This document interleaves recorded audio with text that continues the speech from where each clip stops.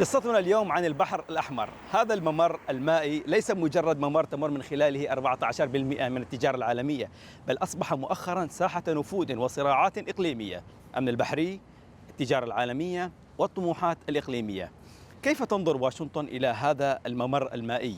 لذلك نحن هنا في العاصمة واشنطن لمقابلة السيد إيلان بيرمان، وهو باحث في مركز American Foreign Policy Council، وهي مؤسسة فكرية تعنى بالسياسات الخارجية الأمريكية وتحليلها، وتساعد صناع القرار في صك السياسات في الولايات المتحدة. نتعرف عليه. Welcome. Mr. Ilan. Good to see you. Yeah, good to see you. Nice to meet you. No, thank you for coming. Yeah, Lots to talk about. thank you so much. Let's talk about Red Sea. And it's interesting because it's an area that Washington doesn't usually focus on, but now we have to. First of all, because of the Israeli recognition of Somaliland, but also because of the broader security frame that exists, because of the Houthis in Yemen, because of how much the Red Sea is integral to Saudi development. All roads lead to the Southern Gulf. All roads lead to East Africa. صوماليلاند كانت تطالب بدولة منذ حوالي عام 1991. لماذا قررت إسرائيل الآن الاعتراف بصوماليلاند؟ I think because there's a geopolitical opportunity to do that. If you've looked over the last year, the regional shifts and also the shifts in international affairs has really created an opening. On the one hand, the Israelis are grappling with the after effects of the Gaza war, where you saw a growing international coalition that was arrayed against it. And at the same time, there is a very positive attitude from Washington, and also an opportunity to reactivate alliances like the Abraham Accords, which include an African component, and allows Israel to change the conversation and to really capitalize on opportunities as they arise. The second, I think, important consideration is that Somaliland is strategically very important because of its proximity to Yemen, because Israel is still grappling with the threat posed by Yemen's Houthi rebels, and having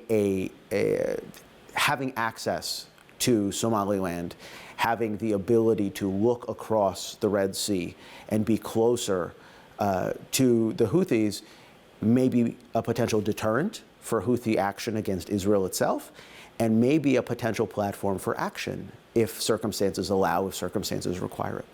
هل تعتقد أن هناك صفقة ما تشبه تلك الصفقة التي تمت ما بين المغرب وإسرائيل في الصحراء الغربية؟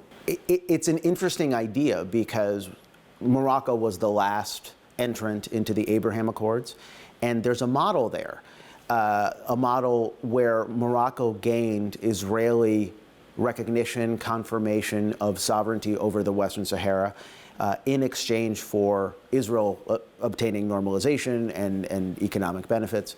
And so I think there's a deal similar to that that can be struck in the case of Somaliland.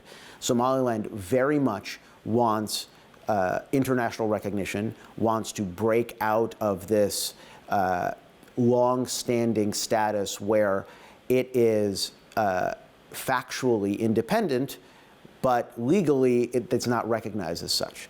And so I think the leadership of Somaliland understands very well that this is an opportunity to do that.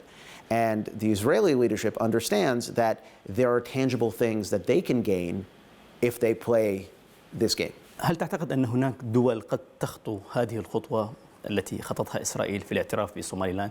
I think it's an interesting question, and most of the media attention, at least so far, has been focused on the countries that oppose it. The Arab League made a statement, Qatar and Turkey have made public statements, but what's really interesting are the countries that haven't said anything. The Emirates has been quiet. The Emirates is part of the Arab League, so it has a complicated position, but the Emirates is also a partner in the Abraham Accords, and so its silence speaks volumes. Morocco also has not said anything with regard to opposing this recognition. So I think we're beginning to see a very interesting strategic alignment where partners of Israel are coalescing together. And it's not just the Abraham Accords countries, but increasingly countries like Somaliland as well. And so watching those next steps, which countries also agree to this alignment, becomes very important. For the calculus in Washington is, I think, very different because it supports the initiative, it supports the concept of the initiative, and American officials have said so. But at the same time, the calculation for the White House is much more complicated because the White House is seeking to engage Turkey and Qatar on things like the International Stabilization Force in Gaza. Turkey and Qatar oppose Somaliland recognition. It has equities with a lot of the countries in the Arab League that have opposed this recognition. So the American approval informally, but failure to approve formally, I think reflects very much that calculation. I think there is a bill in the Congress before. Yes, no, that's right. And it's useful to remember, particularly for the viewers, that the White House casts a very long shadow on American foreign policy, but it's not the only actor. The Congress actually has a very important role to play. And in Congress, support for Somaliland's independence has actually been stronger than in the executive branch, in the White House. And so what you have is this very interesting drift on the part of the White House to a place where Congress already is, where there is support for the U.S. taking a more significant position in the future. لا يمكن أبداً الحديث عن سوماليلاند بمعزل عما يحدث الآن في الضفة الأخرى من البحر الأحمر في اليمن تحديداً.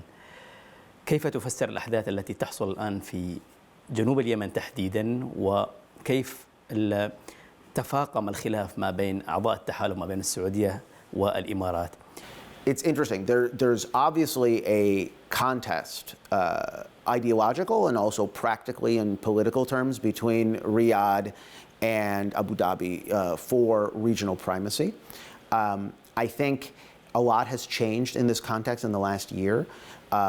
It was, at least initially, before the Gaza war, it seemed like Saudi Arabia had the upper hand. But now, because of the Saudi position on pathway to a Palestinian state, on a cooling of Saudi attitudes towards normalization with Israel, I think the Emirates are feeling that the dynamism is on their side. And this is a really interesting strategic play on the part of the Israelis as well, because Israel with access to Somaliland and Israel in terms of partnership with the Emirates, and therefore potentially the ability to project force out of Somaliland into the Red Sea, de facto makes Israel a guarantor for maritime commerce in the Red Sea. That's hugely significant because the economic disruption that was caused over the last 2 years by the Houthis has added billions upon billions of dollars to consumer costs, right, downstream consumer costs.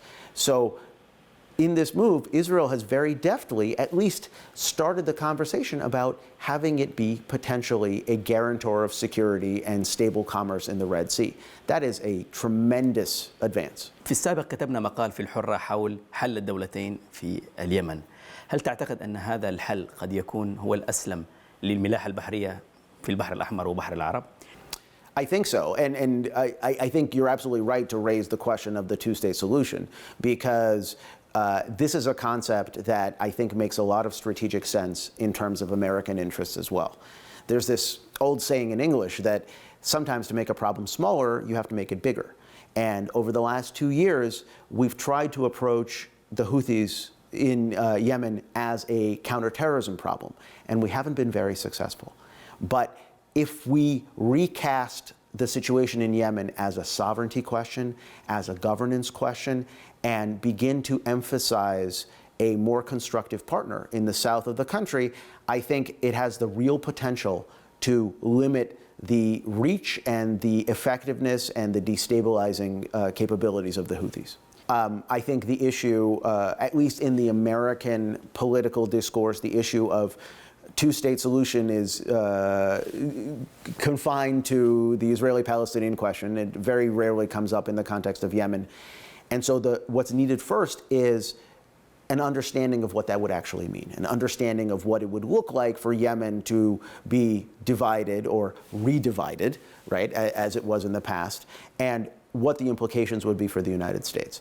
I think if there's a better case that's made for a two-state solution in the context of Yemen, I think you'll see support in Washington grow. السعودية عارضت بشدة اعتراف إسرائيل بصومالي لاند. كيف ترى السعودية هذا الاعتراف؟ So it's very interesting because I think you're absolutely right. There are hard choices that are coming for the Saudis. Because on the one hand, the Saudi attitudes towards normalization with Israel have cooled. The Saudis have equities with Somalia. But on the other, you have a situation where the Saudi Vision 2030, the Saudi concept of post-oil economy, depends very heavily on Red Sea commerce, Red Sea tourism and development. And the presence of a stabilizing force on the banks of the Red Sea, one that can constrain the Houthis in Yemen, is a net positive. So I don't think the decision has been made in Riyadh yet, but these are the competing impulses that they're juggling at the moment. هل يمكن أن تصبح أرض الصومال منصة مراقبة إسرائيلية في البحر الأحمر؟ Well, one of the interesting things that you've seen come out of Israel and specifically the Israeli intelligence community in recent months is growing concern that the Houthis have essentially jumped the Red Sea, that the Houthis have jumped over the Red Sea and begun at least tactical, possibly even strategic contacts with groups like Al-Shabaab. And so the Israeli military presence, potentially, in Somaliland, at least the greater access to Somaliland, can also be interpreted as a forward security play by Israel that's very concerned about the expanding capabilities of the Houthis. Iran has proven, I think, to be a very effective force in terms of destabilization. It's much easier to destabilize than it is to build. But at the same time, the Iranians are having enormous problems of their own.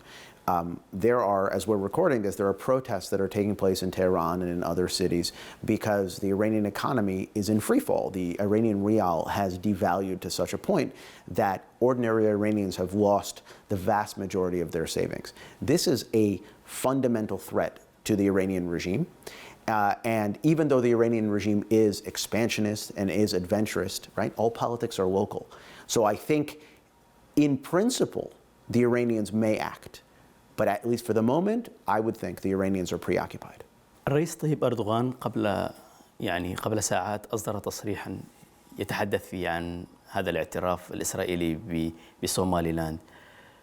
كيف ترى تركيا هذا التحالف دعنا نسميه التحالف ما بين إسرائيل وصومالي لاند وقد نقول أيضا إثيوبيا والإمارات؟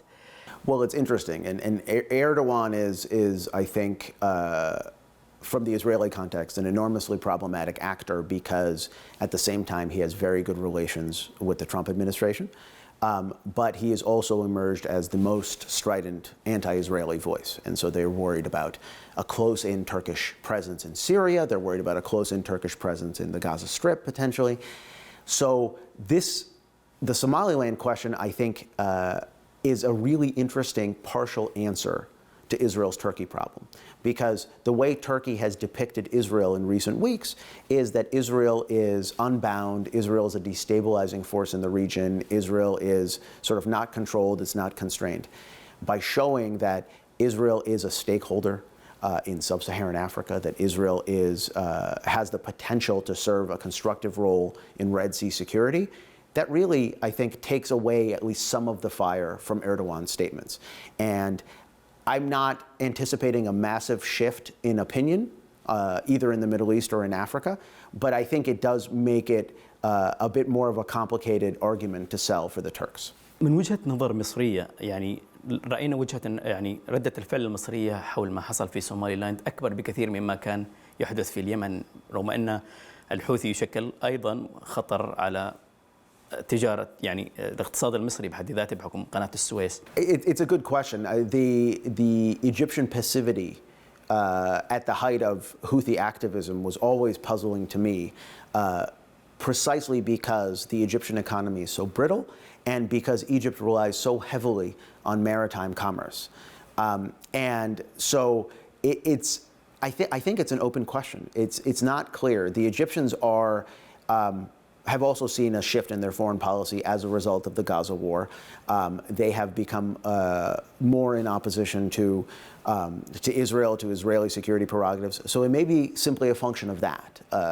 But I think in the longer term, greater stability in the Red Sea rebounds to Cairo's benefit, I think very tangibly. Thank you so much.